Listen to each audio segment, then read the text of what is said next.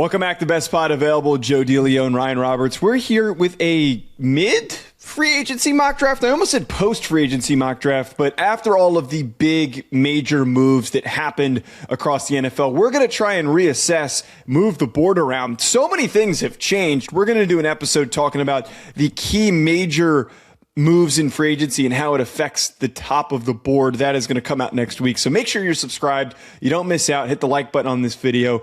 Ryan, let's start. We're going to we'll do the thing. We'll do the thing with Fernando Mendoza. He's off the board.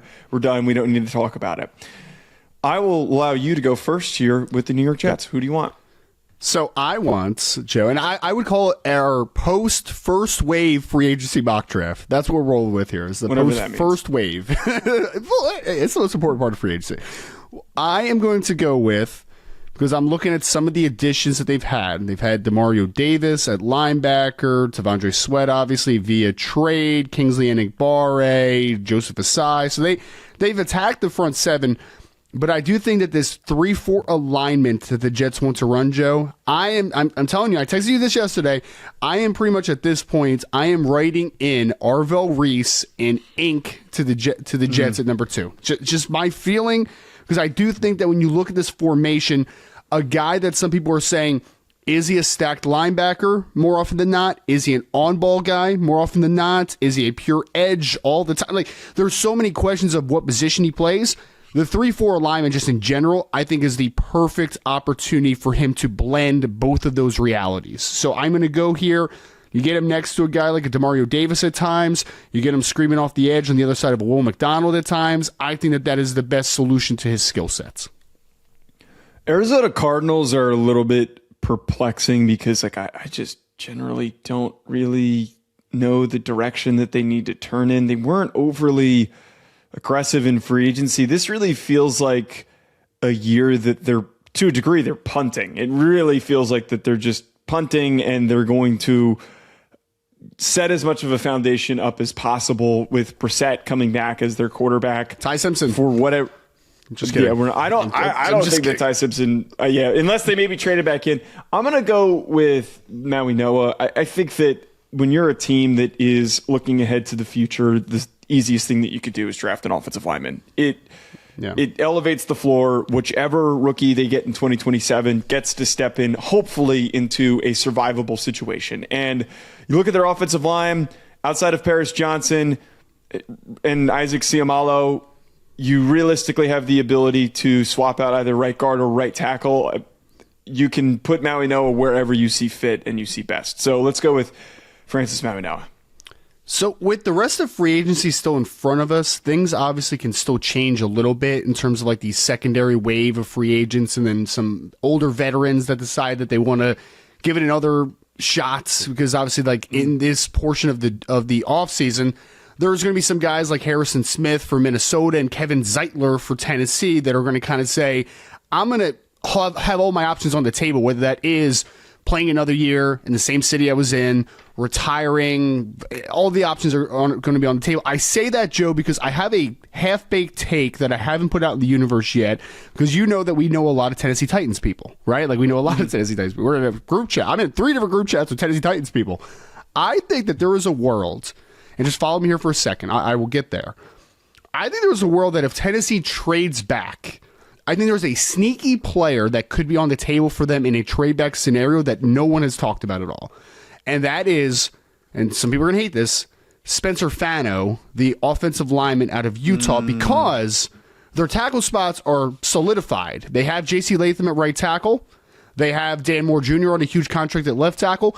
But what they don't have right now is a proven commodity at center, a spot that I think Fano can absolutely play. And I'm not drafting Fano, so don't push the button on this one. I was going to say, I thought you were about to say that you were going to take a center 4th overall. I almost gasped. I am talking about the hypothetical of if the Tennessee Titans trade back somewhere closer to like 10, where you say, do I want my center of the future or my starting right guard? Because I said that to begin because Kevin Zeitler has not indicated, one, if he's going to come back to the NFL in general, and 2, if he's going to re-sign with the Tennessee Titans on a small deal.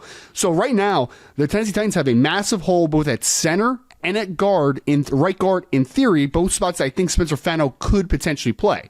But regardless, if it's picking at 4, that's off the table. But the half-baked is, what if they trade back? And maybe a possibility that a Fano could be on the radar. But I think the 2 spots that make the most sense, edge rusher, they haven't really done anything outside of their Jermaine Johnson deal, outside of just some low-end depth players at this point. And then there's Jeremiyah Love at running back, who is the ultimate luxury in this spot, but he is a dynamic and elite luxury. And that's where I'm going to go, though, Joe, because this is fun, and we're going to have some fun here. So I'm giving Jeremiyah Love to the Tennessee Titans. All right. Long-winded. I like how you spent all the time talking about all this stuff, and then you just 20 seconds on Jeremiyah Love. I love it.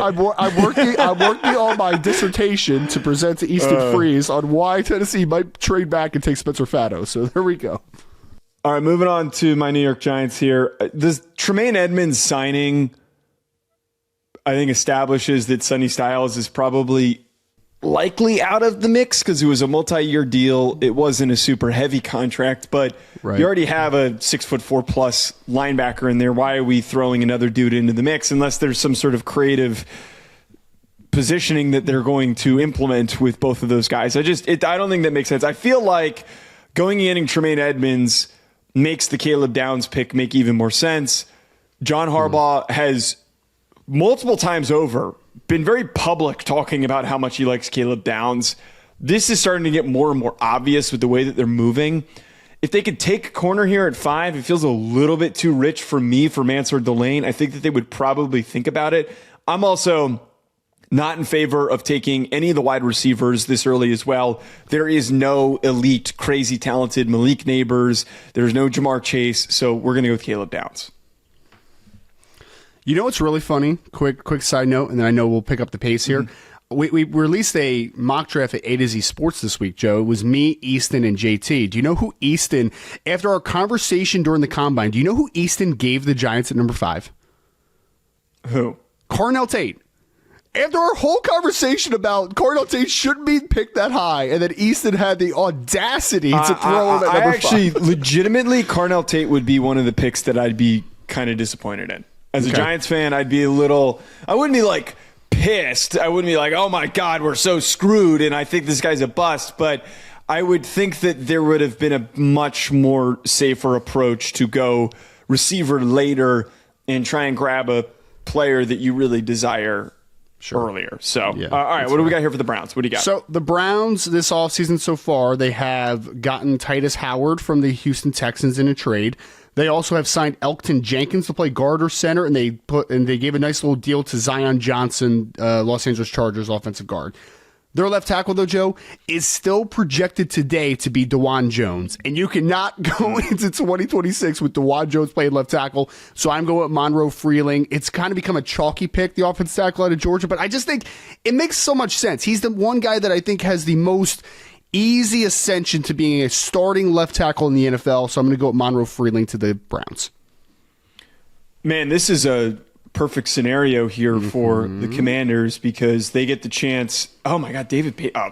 I was actually going to sit here and talk about Sonny Styles for a second. I completely just dawned on me that David. I thought you were talking about Jeremiyah Love here for a second. Yeah, no. Well, Jeremiyah Love's gone. You took him. Oh, I forgot I took Jeremiyah Love. I'm an idiot. Don't talk to me. That was 2 picks ago. What are you I'm Keep up, bro. I'm old, bro. That's bad. No, this is an unreal situation for them. We've had past mocks where they were in hell. This is a perfect situation because they get to decide between Sonny Styles, an elite athlete at linebacker to plug into an aged linebacker room, or Ruben Bain, who could play one of your defensive end positions, or you could take David Bailey to be one of your stand-up rushers. So there is an ability to just decide which player you like the most. I would imagine the premium of a pass rusher would weigh a lot heavier in their decision-making. So I'm going to go with David Bailey. Okay. Another one that's become kind of a little chalky for me, I suppose, is that I feel like I keep giving Ruben Bain Jr., the defensive end out of Miami, to the Saints. They're going to take him. If he's there, I mean, it makes a lot of sense because they are also a team that is going to be kind of a 3-4-ish alignment in terms of base. And I do think that he has a little bit of that tweener conversation of what alignment is best for Ruben Bain long term. So I think in this defense, potentially, you could pair him with a Brian Bresee as a guy that can play a little bit more inside and out at times, or you can let him be a guy that's in the Cameron Jordan role that we kind of seen over the last couple years, and I do think that it makes a lot of sense. So I'm going to give them Reuben Bain Jr. One thing that's become quite evident after, and talk about major moves, changing the board for a team, Kansas City Chiefs bringing Kenneth Walker, so they've got running back established. Jeremiyah Love's not on the board anyways, but man, the departure of two quality starting corners with McDuffie, who they traded, and Jalen Watson, who signed with the Rams as well in free agency. This feels like a Mansour DeLeone pick. This feels like the ideal spot for DeLeone to land, become their next great starting outside corner. As much as I think we could sit here and talk about taking Kenyon Sadiq or taking Carnell Tate and needing to improve the supporting cast for Patrick Mahomes and how much that has just been the whole talking point. Now that they let two corners go out the door, they need to take somebody. DeLane's there. Take him. Yeah, I think it makes a lot of sense. I mean, again, you can have the conversation of McCoy versus DeLane at corner. We're going to have that one leading up to the draft for sure, but I think that corner is the most obvious need, or secondary in just general is the most obvious need for the Kansas City Chiefs. If we're going to the Bengals, Joe, I feel like a lot of times I've been giving them Caleb Downs, but Caleb Downs is obviously off the board in this scenario. I am going to go to a spot that I actually haven't seen in drafts recently, at least for myself, especially in terms of like individual or overall mock drafts. I'm going to give him Sonny Styles here, the linebacker out of Ohio State. They invested he made it this far. It is. And they invested heavily in the 2025 NFL draft in Demetrius Knight and Barrett Carter. I know Knight had his obvious struggles as a rookie, but I still like the upside of Demetrius Knight, and I think that he will take a year to jump.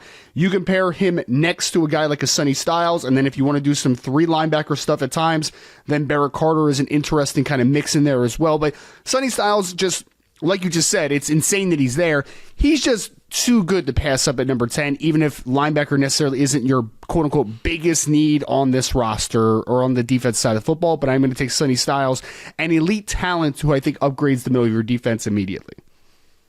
God, the Dolphins can really do whatever they want because this roster easiest team to draft comically for. Bad. Easiest team to draft for. Yep. This is a comically bad roster. Yes. I'm admittedly contemplating taking Kenyon Sadiq because Greg Dulcich is listed as their starting tight end on PFF, which is insane. Yeah. Both safety spots are scary bad. Mm-hmm. Quarter. I think you want to talk about quarter next too? A quarter's no. Pretty bad? I think that's actually the direction I'm gonna go here. Okay. I know that there's maybe an implication that we could see Jermod McCoy slide a little bit, but the guy's so freaking good. The guy is so talented. So I think that you get the chance to come away with possibly a lockdown corner. You've got a defensive-minded head coach. Let's go with Jermod McCoy. Man, that is like the worst case scenario just about for the Dallas Cowboys, because the fact that DeLane went in the top 10 and then McCoy goes a pick before you. I mean, I think you were hoping that one of those top two corners slides to you. That is that's a tough scene, man. That is a tough scene, because now I'm looking at this, Joe, and I'm like, they need a linebacker, but 12th overall is just too high for CJ Allen, right? Like, that is just too high for CJ Allen to go. Both corners off the board. Caleb Downs is off the board. Defensive line-wise, is that a Caleb? Actually, no, they don't even need interior defensive line terribly in terms of, like, first-round capital. An edge rusher, maybe, but they just traded away Osa Odigizua, so I don't know. They did, but they still have Quinnen Williams with Kenny Clark and Jay Toya. Like, what I'm saying is, like, they'll invest in defensive tackle. I just don't think it's like first round investment, if that makes sense, right? Like, that's kind of what I'm getting at there. Offensive tackle is one that I keep kind of looking at a little bit. You know what, Joe? Let's have a little bit of fun here. I am going to go with safety. Okay, I'm going to go with safety. And I'm going to give them our boy from Oregon, Dylan Thieneman is how I think it's said. I heard someone say Thieneman, so now people are making me second guess it. I'm going to go with Thieneman, though, the former Purdue safety who has had experience playing on the roof, playing single high at times during his time at Purdue, has played more of kind of that short zone robber role for Oregon, played in the box, out of the box, ran 4.3s at the combine. This is a little higher than I've seen him pegged, but I do think that he's a player that I think continues to rise in this class because of that athletic upside and that versatility. So Dylan Thieneman, number 12 to the Dallas Cowboys. The Rams have been aggressive in reshaping their defense. Yep. I think that this now positions them to take best wide receiver available. It just so happens that none have been taken. That's so wild. Cornell Tate, to me, feels like the right addition on the outside. Devontae Adams is aging, so you get a chance here to draft a player that could eventually develop into, I think, a larger role. But, I mean, Kanata Mumfield. we need a much better player than him at starting at wide receiver. So we're going to go Cornell Tate. Yeah, no, I think, man, I completely forgot that the wide receiver hadn't been touched yet, which is funny. Dallas actually just brought in for a 30 visit, and 30 visits don't matter too much, but they brought in Omar Cooper Jr. for a 30 visit, which I thought was like super interesting. A guy that's kind of being pegged as a first round pick, and why is a wide receiver being one of the guys that you bring in this early in the process? But that's another conversation for another day. I'm going to go with Vega Ione to play offensive guard for the Baltimore Ravens, Joe. I admittedly did look at the other wide receiver, Jordan Tyson, in this spot, but I think Vega brings such a just consistency inside because I was looking at their depth chart, and as of today, and things can obviously change, their starting interior offensive line is Andrew Voorhees, Corey Bullock at center, whoever the hell that is. I have no idea who that person is. And then John Simpson, who they signed via the New York Jets in free agency. And Simpson's fine. Like, he's fine. Voorhees is not good. And I don't know anything about Corey Bullock. And the fun thing about Ione is that when he was at the Combine, Joe, you know what he was doing outside of participating as a guard is he was snapping a lot in Indianapolis as well. I'm not saying he will be a center, definitely, but I think there's some potential flexibility on the interior there, and I think he adds some much-needed stability on that offensive line in the interior. Tampa Bay has been trying to improve their pass rush, couldn't get in the mix for Hendrickson because of the mess that happened with the Max Crosby ordeal. Cassius Howell, to me, feels like the right selection here. Maybe a hair of a reach on a guy who's probably going to be mostly a designated pass rusher, but to get that type of speed, explosiveness, the potential for him to be an early impact rusher as well because of how nuanced his hand usage is, going with Cassius Howell accomplishes that goal of improving their defense. Yeah. I mean, like you said, it's probably a touch high, but I mean, we're in a not a great draft, and pass rushers are always at a premium. Absolutely. And I forgot to make the joke at the 14th pick that the Raiders were on the clock. Forgot to do that one. The missed opportunity there. Nice. Missed opportunity. Nice. The New York Jets, Joe. Yeah, I'm sorry, dude. I'm sorry. The New York Jets, this is a run to the podium type of conversation. I find it pretty fascinating that Denzel Boston and Omar Cooper are both higher on this consensus board here, which is kind of weird. But I'm going to go with Jordan Tyson, the wide receiver for Arizona State. As we talked about a ton, it sounds like the medicals came back pretty clean from the Combine, which is good. There's still going to be that durability conversation of missing 18 games during the course of his career at Colorado and Arizona State. But Rashad Bateman's an okay outside receiver. But, my God, my mind is rattled right now, bro. Let me rewind here. I was talking too much Ravens a minute ago. There you go. I think when you look at the Jets, you have a great wide receiver in Garrett Wilson coming back from injury. But outside of him, he's a smaller wide receiver who plays a little bit more inside and out. They don't really have a guy that can play on the outside full time and be a guy that can impact every level of the field. Jordan Tyson, that quarterback room now with Geno Smith, they need some passing game weapons, and I think that Tyson, along with Wilson, can be very good weapons together. The Lions are a little bit intriguing, and I don't know. I haven't seen anything that has indicated this. Decker is not coming back. He is not. Do you move Penei Sewell to left tackle? You can. I would imagine, knowing that he was a left tackle in college and he had the talent to be a left tackle, but purely because of the fact that you already had Decker, you didn't need him to play left tackle. This is just off of what I would do. I would think it would make the most sense to move Penei Sewell to left tackle, to improve the quality of your offensive line, and for him to continue to play at an elite level. And then I would take Spencer Fano, and I would plug him in at right tackle. I feel like that accomplishes some of the inconsistency that we've seen from them with their offensive line. And again, you're moving on from Decker. You're bringing in a young player that can grow and develop with the group. That seems to be the most logical thing. But we don't know what they're going to do. Again, I haven't seen anything. I would imagine that would make the most sense. Yeah, I think offensive tackle is an easy spot for the Lions in the draft right now. There's just no left tackles on the board, so right. Yeah. Doing what I just suggested makes the most sense. I think it does. No, I do. I think it does because I think Penei Sewell gives you the options to do whatever you want in terms of upgrading either tackle because, I mean, again, like you said, at Oregon, he was a left tackle. Like, he was so good at left tackle, and I don't think there'd be any problem transitioning over. It's like Tristan Wirfs a couple years ago, right, where he was the right tackle for Tampa, then he flips over to left tackle after Donovan Smith leaves. Like, I think that potential could obviously be there for sure.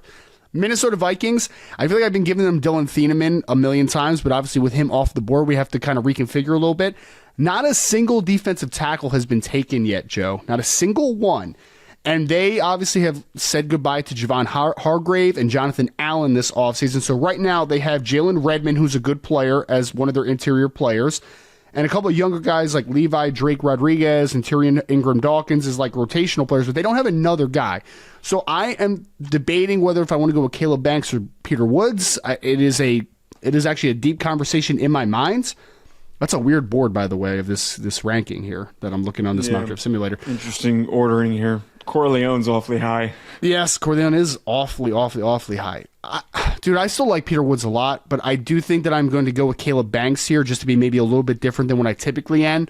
With him at 6'6", 325 to 335 pounds, somewhere in that ballpark with the movement skills he has and the physicality, I do think he presents options for the interior and for a team that I think is going to play between a 3-man and a 4-man front a little bit. I think that versatility can be huge for a player like Caleb Banks. So Caleb Banks, Minnesota Vikings. Really ideal situation for the Panthers that Kenyon Sadiq is still on the board. They have a weirdly deep tight end room, but they don't have someone as talented as Kenyon Sadiq. I went on Jonathan Stewart's show, I think it was last week or 2 weeks ago, and man, he was all in on selling. He's a former Oregon Duck, and he's been all in on selling the Sadiq pick.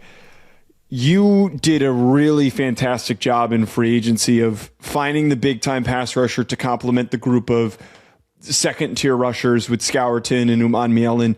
You improved your linebacker room, which is your biggest liability and lack of talent. And sitting in the middle of the first round, it was going to be hard to end up with Sonny Styles. So you've accomplished that by getting Devin Lloyd. Maybe you think about C.J. Allen here to pair the two next to one another. But throwing Kenyon Sadiq into this offense and really putting it on Bryce Young of, hey, man, we've got everything around you. Now's the time to shine.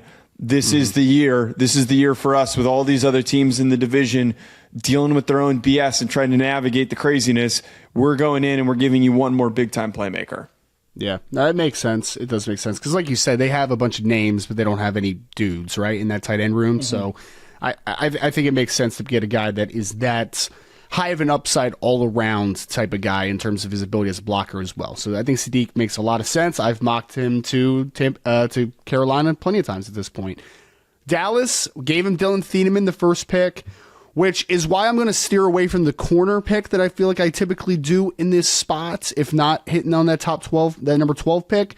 I'm going to go a little bit off the radar to a degree. I'm going to go here, Joe, to Keldrick Falk, the edge rusher out of Auburn, because this is another team that I do think does want to have some 3-4 elements to their system. But right now, their outside pass rushers are Rashawn Gary, who they just got obviously from Green Bay. They have Donovan Ezaraku, who is a second-year player out of Boston College, and they have Sam Williams. Like, they just don't have guys in that edge room right now that are potential difference makers. And I think Keldrick Falk, from a floor perspective as a run defender and then still upside in terms of him figuring out the pass rush game, I think everything is still there. And then I also think that he can reduce down so you can get multiple bodies on the field at the same time. So give me Keldrick Falk to the Dallas Cowboys. If he's on the board, I feel like that's definitely the most logical thing. Man, Mekhi Lemon still being here for the Steelers is just a perfect time up here. They could go Casey Concepcion, but after they went and got Pittman, regardless, they need a slot receiver. So Concepcion, Mekhi Lemon, who do you desire more? I think if Mekhi Lemon's still here, his mold, his profile is perfect for crafty player over the middle that is going to be that final piece to improving a receiver room that has taken multiple off seasons to boost. If they don't go Ty Simpson, they got to go receiver. And if Mekhi Lemon is still here for them to take, I'd imagine that they would take that opportunity. Yeah, no, I think I think that makes a lot of sense. There's no doubt. And then, I think the Steelers are looking at all options at quarterback. So I don't think you necessarily need to force it at 21 if it's not something that you love in like a Ty Simpson conversation. So I think it makes logical sense. Joe, I feel like for the majority of the offseason, I've been giving Vega Ione to the Chargers, and it feels like Vega Ione has almost priced himself out of not being there at 22 at this point. I mean, we had him going significantly higher in this draft. And they signed Tyler Biadasz. Cole Strange is a stopgap, although I think that they will still upgrade the interior offensive line during the draft without question. I am going to go, though, with Peter Woods here. I'm going to go Peter Woods at defensive tackle. That's been my other spot that I kind of consistently keep pushing for the Chargers in terms of if there's not an interior offensive lineman you love on the board, you go for one of those two big defensive tackles. And I also think that with Jamari Caldwell on the roster for the Chargers, they have more of a physical nose presence, but they don't have a guy that's a playmaker in the interior. I know that there's going to be some hesitation about Peter Woods for X, Y, and Z reason, production-wise, and not doing anything so far this draft season. Like, I understand why there's hesitation there, but the kid's still super talented and can be a wrecking ball on the interior if he is the best version of himself. And you have to hope that the Chargers coaching staff can get the best out of him. So Peter Woods, strengthen the defensive interior for the Chargers. The loss of Jalen Phillips is disappointing for the Eagles. I would think that they would strongly consider taking an edge rusher here, but it's not like a super sexy board of pass rushers that are available to them. I'm looking at Akeem Mesidor. I do kind of wonder if Mesidor would be the direction that they're going in, because they'd be the perfect team for him, because they have this desire to remain immediately competitive and to not. They want to have somebody who could step in and play right away. That is probably the ideal approach. But knowing the success that they already have from another Toledo defensive back, losing Blankenship in free agency, are we really going to feel secure trotting out Sidney Brown? I would like Emmanuel McNeil-Warren to be this pick. It feels like a Howie Roseman pick. Howie Roseman, height, weight, speed freaks. He has capitalized on them consistently. I think that this is just one of those picks where by week 11, we're saying to ourselves, how did this happen? How the hell are we watching Vic Fangio use this guy as a missile to just completely ruin opposing offenses? So that one to me, I think, makes a lot of sense. Instead of talking yourself into one of these pass rushers that are good, but don't have the upside to really become elite, dominant, overwhelmingly explosive players like Emmanuel McNeil-Warren can be. Well, you have to think that Quinyon Mitchell's going to go to bat for Emmanuel McNeil-Warren, right? Yeah. So it's and we never talk about that, but you know that the general managers and the decision makers, the scouts and all these people are going to lean on some of their current players that have played with players in the past. Not that they're saying, hey, Quinyon, should we draft Emmanuel McNeil-Warren? But like, hey, Quinyon, how is Emmanuel McNeil-Warren as a teammate? Like, can you describe him for us? Just get a little bit more background info and research from a player's perspective. I think it's kind of interesting. Joe, I'm not giving him Ty Simpson. I've already decided against it. Why? Dude, if they don't have to trade up to take a quarterback, why wouldn't you do it?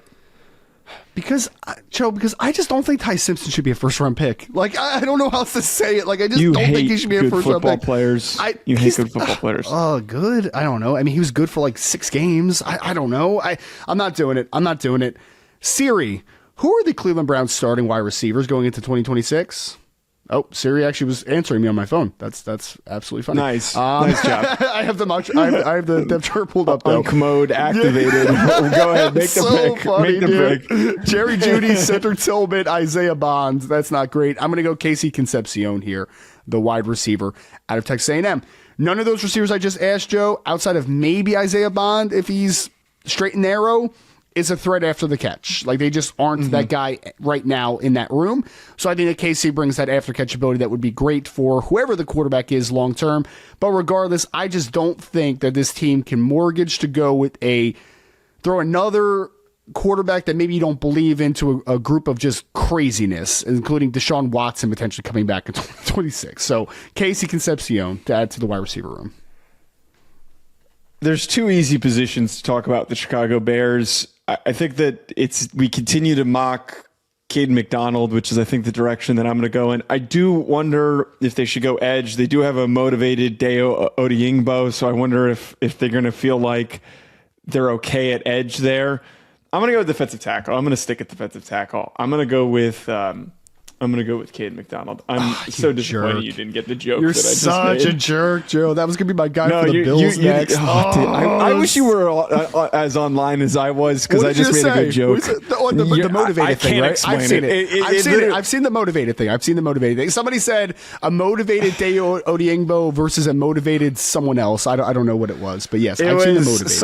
Someone said you know what? I'm not going to explain it on the show. I'm not going to. Explain it. No, because there's nothing less funny than explaining a joke.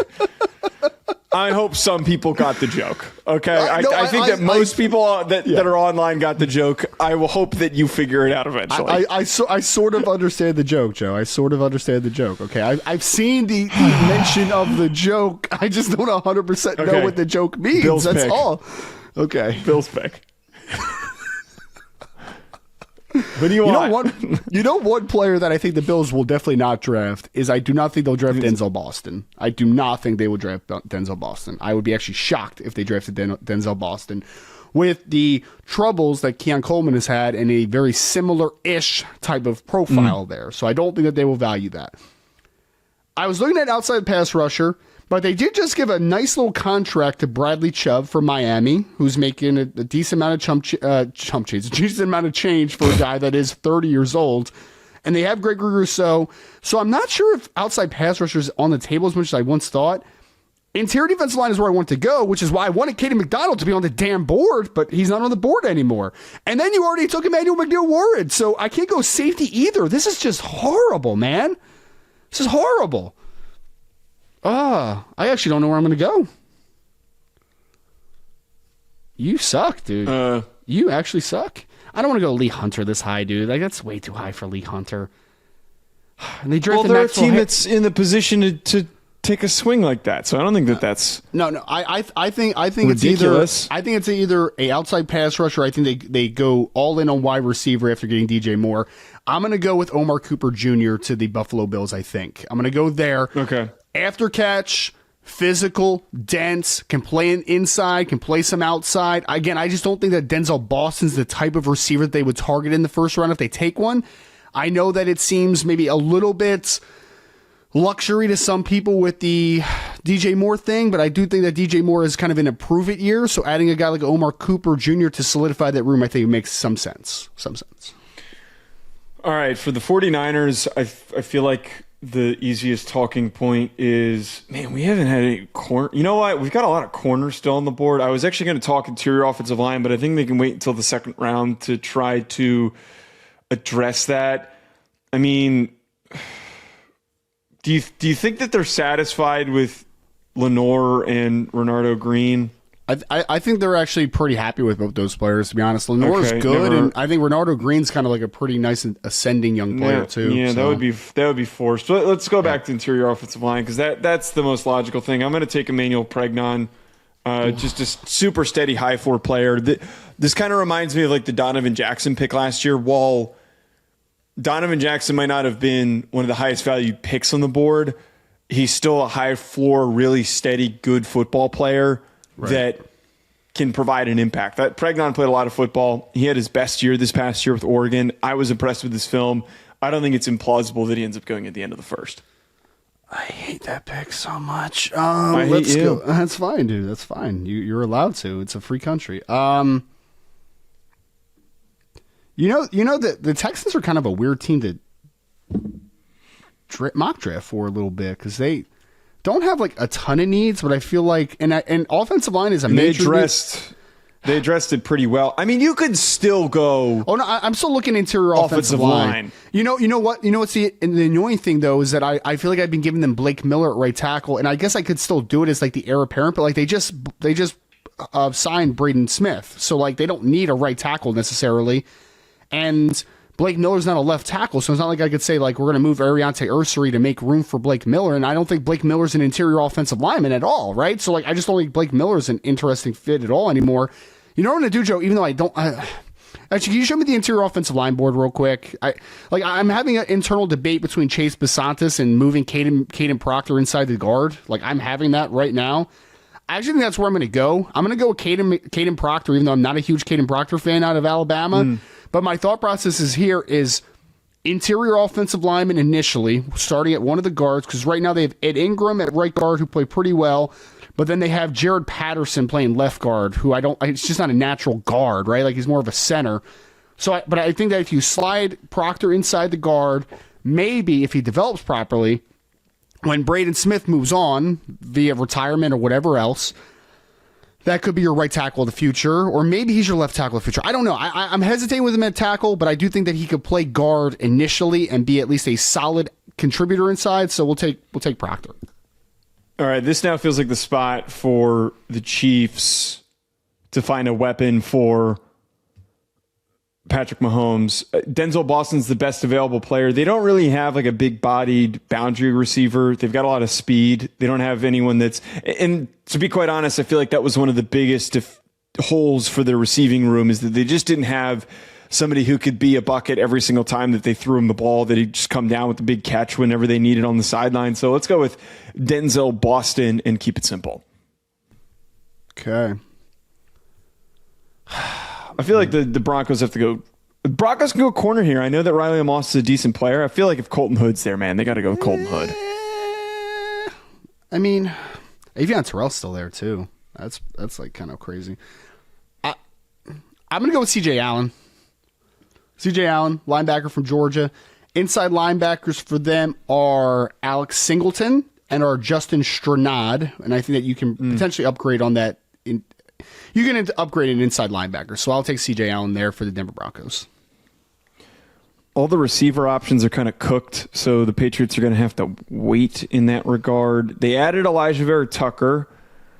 I would imagine that they could still... Are there any... Pass rusher, maybe.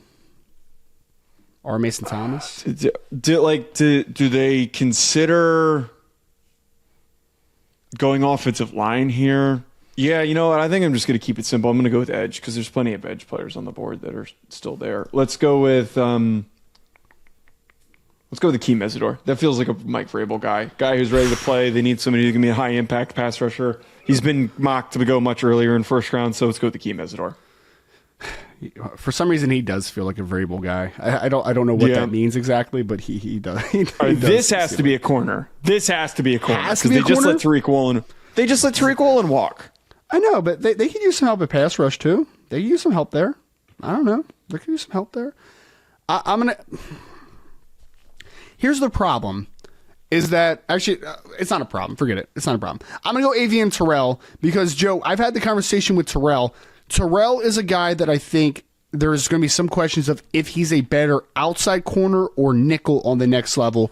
But I do think the one thing that you have in your advantage if you're Seattle is that you do have Devin Witherspoon already on the roster, who is also kind of the same-ish type of player in terms of he's played a lot of nickel, but if you think back to Illinois, obviously, he can play outside too. So I think you can mix and match skill sets there to make it make sense, even though it might not be perfect on paper. So we'll take Avian Terrell, who I think was the best defensive player on the board at that point. So we'll go Avian Terrell. All right, everybody, hit the like button, subscribe. We'll be back with more.